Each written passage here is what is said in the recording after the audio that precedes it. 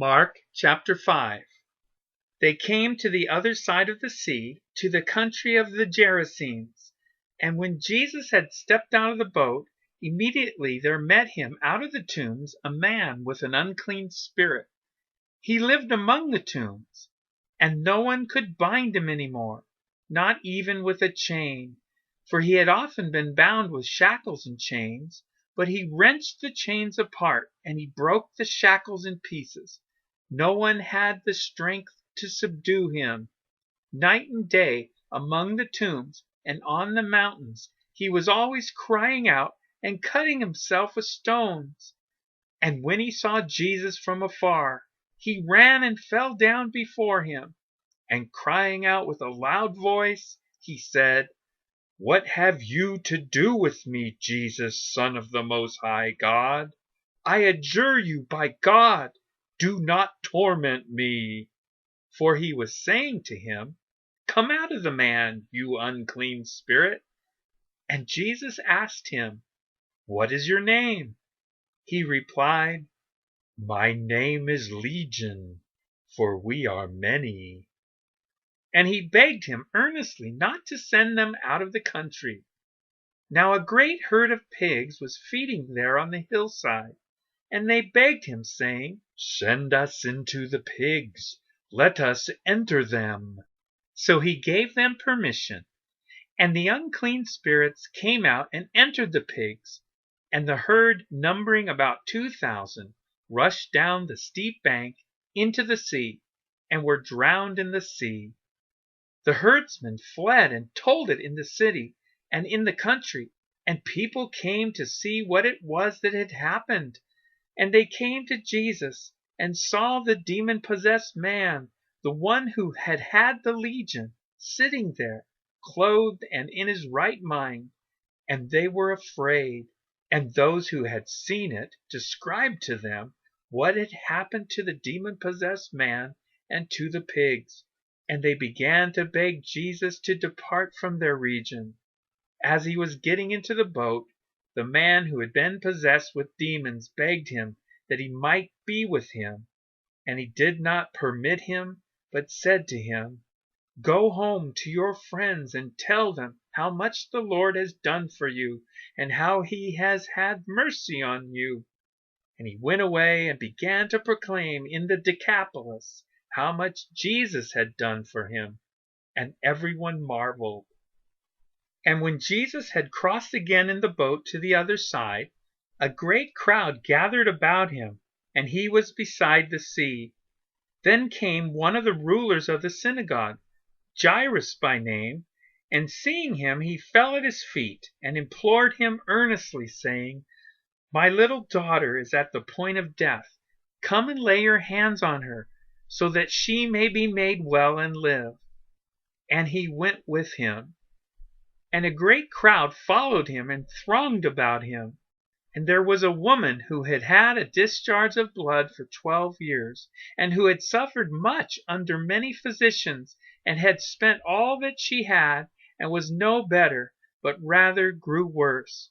She had heard the reports about Jesus, and came up behind him in the crowd, and touched his garment, for she said, "If I touch even his garments, I will be made well." And immediately the flow of blood dried up, and she felt in her body that she was healed of her disease. And Jesus, perceiving in himself that power had gone out from him, immediately turned about in the crowd and said, "Who touched my garments?" And his disciples said to him, "You see the crowd pressing around you, and yet you say, 'Who touched me?'" And he looked around to see who had done it. But the woman, knowing what had happened to her, came in fear and trembling, and fell down before him, and told him the whole truth. And he said to her, "Daughter, your faith has made you well. Go in peace, and be healed of your disease." While he was still speaking, there came from the ruler's house some who said, "Your daughter is dead. Why trouble the teacher any further?"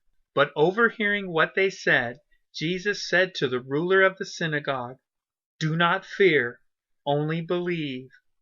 And he allowed no one to follow him except Peter and James and John, the brother of James. They came to the house of the ruler of the synagogue, and Jesus saw a commotion, people weeping and wailing loudly. And when he had entered, he said to them, "Why are you making a commotion and weeping? The child is not dead, but sleeping." And they laughed at him.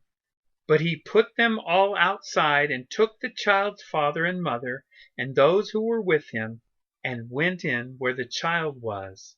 Taking her by the hand, he said to her, "Talitha cumi," which means, "Little girl, I say to you, arise."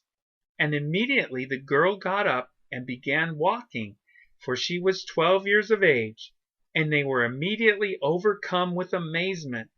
And he strictly charged them that no one should know this, and told them to give her something to eat. Mark chapter 6. He went away from there and came to his hometown, and his disciples followed him. And on the Sabbath he began to teach in the synagogue, and many who heard him were astonished, saying, "Where did this man get these things? What is the wisdom given to him? How are such mighty works done by his hands?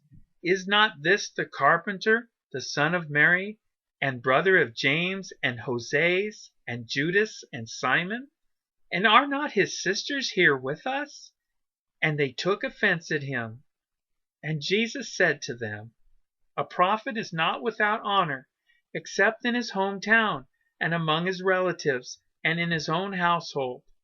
And he could do no mighty work there, except that he laid his hands on a few sick people and healed them. And he marveled because of their unbelief. And he went about among the villages teaching. And he called the 12, and began to send them out 2 by 2, and gave them authority over the unclean spirits. He charged them to take nothing for their journey except a staff, no bread, no bag, no money in their belts, but to wear sandals, and not put on 2 tunics. And he said to them, "Whenever you enter a house, stay there until you depart from there. And if any place will not receive you, and they will not listen to you, when you leave, shake off the dust that is on your feet as a testimony against them." So they went out and proclaimed that people should repent. And they cast out many demons, and anointed with oil many who were sick, and healed them. King Herod heard of it, for Jesus' name had become known. Some said, "John the Baptist has been raised from the dead. That is why these miraculous powers are at work in him." But others said, "He is Elijah." And others said, "He is a prophet, like one of the prophets of old." But when Herod heard of it, he said, "John, whom I beheaded, has been raised." For it was Herod who had sent and seized John and bound him in prison for the sake of Herodias, his brother Philip's wife, because he had married her. For John had been saying to Herod, "It is not lawful for you to have your brother's wife."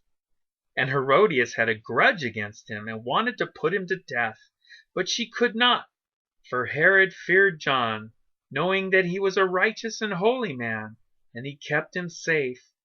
When he heard him, he was greatly perplexed, and yet he heard him gladly.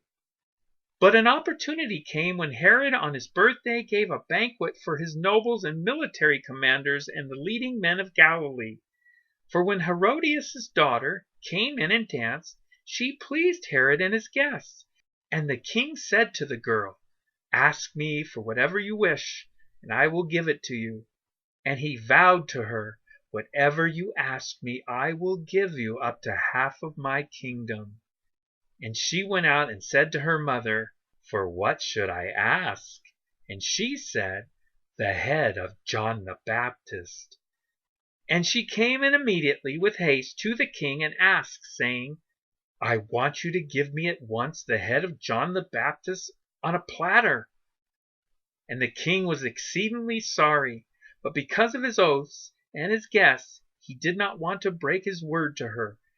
And immediately the king sent an executioner with orders to bring John's head. he went and beheaded him in the prison, and brought his head on a platter, and gave it to the girl, and the girl gave it to her mother. When his disciples heard of it, they came and took his body and laid it in a tomb.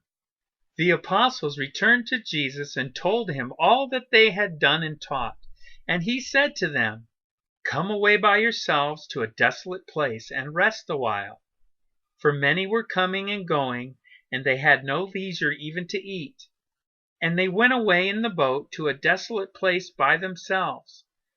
Now many saw them going and recognized them, and they ran there on foot from all the towns and got there ahead of them. When he went ashore, he saw a great crowd, and he had compassion on them, because they were like sheep without a shepherd. And he began to teach them many things. And when it grew late, his disciples came to him and said, "This is a desolate place, and the hour is now late. Send them away to go into the surrounding countryside and villages and buy themselves something to eat." But he answered them, "You give them something to eat." And they said to him, "Shall we go and buy 200 denarii worth of bread and give it to them to eat?" And he said to them, "How many loaves do you have? Go and see." And when they had found out, they said, 5 and 2 fish. Then he commanded them all to sit down in groups on the green grass. So they sat down in groups by hundreds and by 50s. And taking the 5 loaves and the 2 fish, he looked up to heaven and said a blessing, and broke the loaves, and gave them to the disciples to set before the people. And he divided the 2 fish among them all. And they all ate and were satisfied. And they took up 12 baskets full of broken pieces and of the fish. And those who ate the loaves were 5,000 men. Immediately he made his disciples get into the boat and go before him to the other side, to Bethsaida, while he dismissed the crowd. And after he had taken leave of them, he went up on the mountain to pray. And when evening came, the boat was out on the sea, and he was alone on the land. And he saw that they were making headway painfully, for the wind was against them. And about the 4th watch of the night he came to them, walking on the sea. He meant to pass by them, but when they saw him walking on the sea, they thought it was a ghost, and cried out, for they all saw him and were terrified. But immediately he spoke to them and said, "Take heart, it is I. Do not be afraid." And he got into the boat with them, and the wind ceased. And they were utterly astounded, for they did not understand about the loaves, but their hearts were hardened. When they had crossed over, they came to the land at Gennesaret, and moored to the shore.